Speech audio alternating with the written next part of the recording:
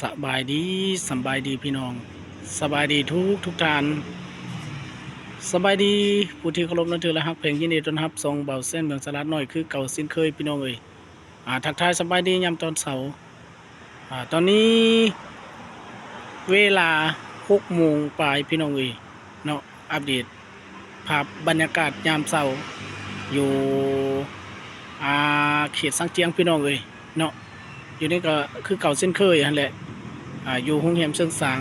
ตั้งอยู่อ่าบ้านนาค่ำเมืองสิกุตะบองนครนงจันทร์ทักทายสบายดีทุกท่าน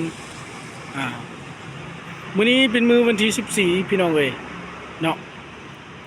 มื้อนี้เป็นมืออ่าวันเลนไทน์พี่น้องเอ้ยเนาะ14กุมภาตอนแรกก็ไป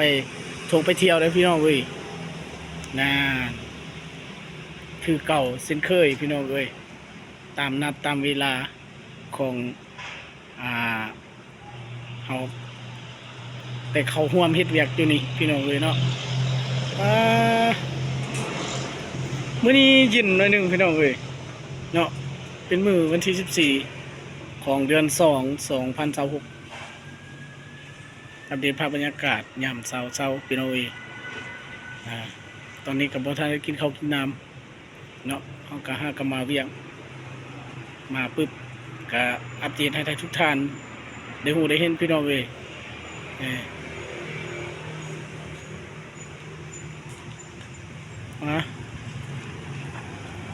ไปเบิ่งไปชมพี่น้องเว้ยทางหน้านี่ก็เป็นเส้นทางใหญ่กินเขาCà lôi, จ้าด้วย cà vui. นี่พี่น้องเว้ยเป็นกินเขาเลยแกงหน่อไม้ Cà lôi. ทอดซีนโอ้เป็นตาแสบเทพี่น้องเว้ยเช้ากับโปมาละมื้อนี้เป็นมื้อวันเสาร์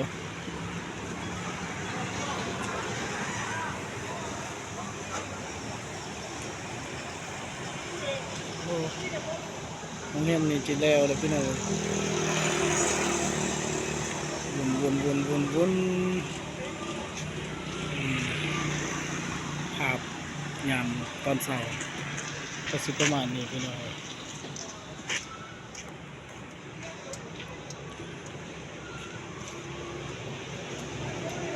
มากินข้าวน้ำไม้นี่นะพี่สาว Châu เจลเนาะ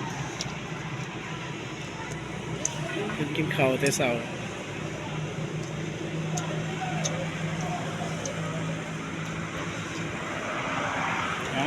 เป็นสุดแสบเจ้าหน่อยไปเอาเครื่องได้ป่ะประมาณต้นสวยๆนะ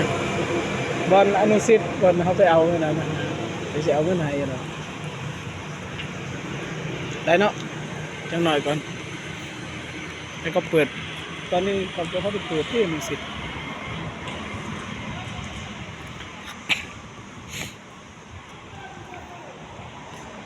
โอ้พี่น้องเอ้ยอากาศบุดเดียวบุดฮอนเนาะมื้อนี้หนาวหน่อยหนึ่งเป็นมื้อวันที่14แล้วพี่น้องเอ้ยมาฮอนมาถึงเลย14กุมภาไปเที่ยวเลยตอนแรกพี่น้องเอ้ยเอ้ยรถใหญ่รถน้อยก็หลาย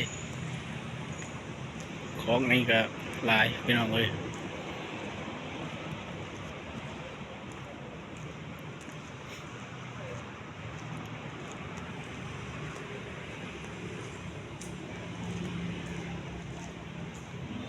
โอ้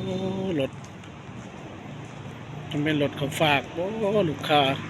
พนักงานกับบุท่านได้มาคือว่ารถหลายแหละ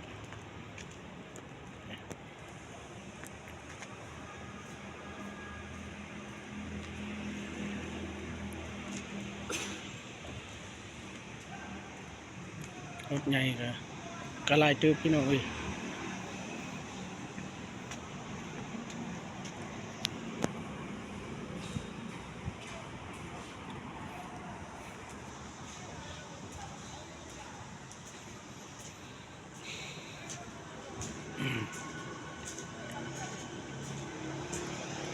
ขีดนี้ก็สิประมาณนี้พี่น้องเอ้ยเนาะเพราะว่าเฮาก็เคยโอ้อ่าหลายๆคลิปพี่น้องเอ้ยว่าเส้นเมืองสลัดน้อยถ่าย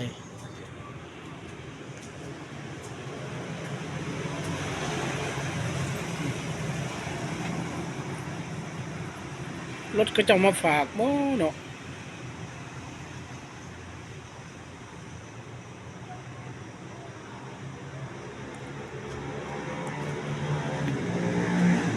ก็ว่าหลายแต่เช้าพี่น้องเอ้ยมีแต่รถไฟฟ้ารถไฟฟ้ารถคนจีนเลยพี่น้องเอ้ย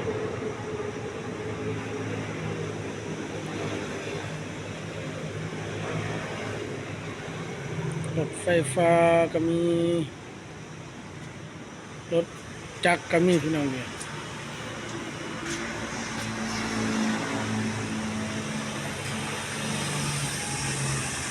อืมคนละคนก็ออกแล้วพี่น้องเอ้ยบางลูกค้าก็ยังบ่ทันได้ออกบางคนก็ออกแต่เช้าแต่6 โมง 7 โมงพี่น้องเอ้ยตอนนี้เวลา7 โมง6 โมงปลาย6 โมงครึ่งพี่น้องเนาะสิเข้า7 โมงแล้วแต่ว่าเราก็อัปเดตไปก่อนพี่น้องเอ้ยตอนช่วยๆสิอัปเดตอีกเทื่อนึงให้ท่านผู้ชมเบิ่งว่าอ่าเป็นจังได๋ยามเช้าประมาณนี้พี่น้องเอ้ยแต่ว่ายามตอนสวยตอนแรงก็บ่ได้อัปอีกพี่น้องเอ้ยเนาะเพราะว่าเราก็หมู่บ้านนี่ก็เฝ้าไปเวียกเด้สิบ่มีเวลาพี่น้องเอ้ย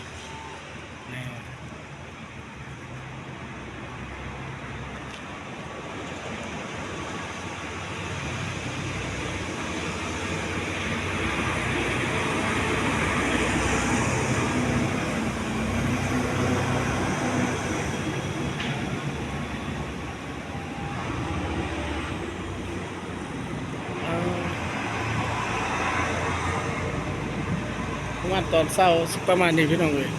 วัดสวยมาแล้วว่าตอน1 โมง10 โมง 11 โมงพี่น้องเอ้ยหน้าอันฮ้อนเมื่อวานนี้ฮ้อนแท้ฮ้อนว่า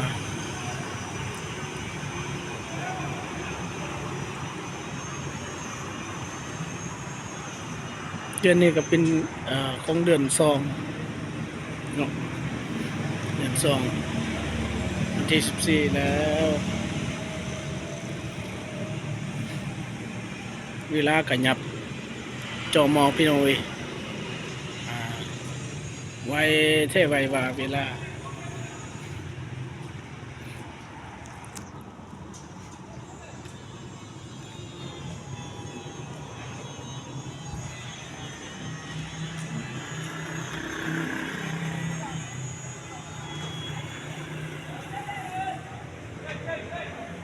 โอ้ห้องกากๆอยู่ถึงพี่น้องเอ้ยพวกก่อสร้างอยู่นี่บ่ทันแล้วเทื่อ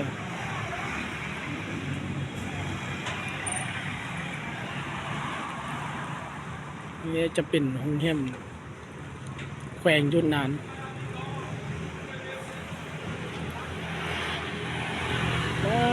อยู่โรงแรมชื่อเขตนี่พี่น้องเอ้ยมีแต่โรงแรมอยู่หัวครับเลย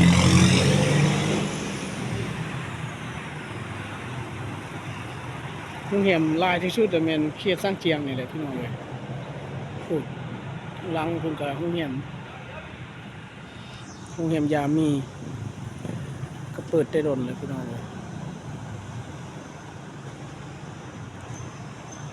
รถลูกค้าเริ่มออก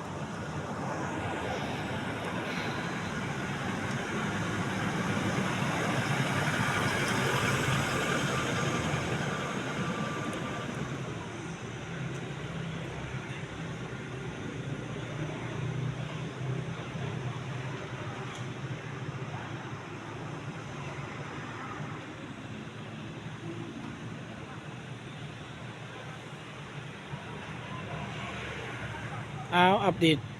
ภาพบรรยากาศยามเช้าสิประมาณนี้พี่น้องเอ้ยถ้าว่าอ่าฝากกดไลค์กดแชร์ได้เด้อพี่น้องเอ้ยเนาะทุกท่านผู้ที่เคารพนับถือ ผู้ที่รับเบึงรับชมก็อย่าลืมฝากติดตามที่สำคัญก็อย่าลืมฝากให้พี่น้องกดกระดิ่งเพื่อแจ้งเตือนเบิ่งคลิปต่อไปพี่น้องเอ้ยสำหรับคลิปนี้กับบ่าวเส้นเมืองสลัดน้อยก็อัปเดตสิประมาณนี้พี่น้องเอ้ยสำหรับคลิปหน้าจะพอกันใหม่คลิปนี้บ่าวเส้นเมืองลาทุกท่านไปแล้วสบายดี